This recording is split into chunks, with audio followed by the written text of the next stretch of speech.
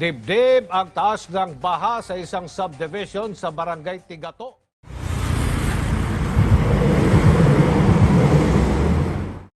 In the heart of every city lies the blueprint of its future.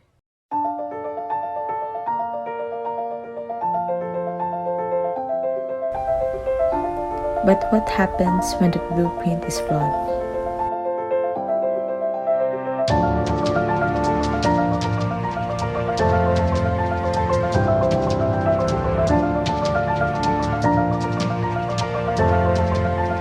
Back to zero na po, na isudjud kayo, tas na mga damage na mga bagay, mag-isudjud siya.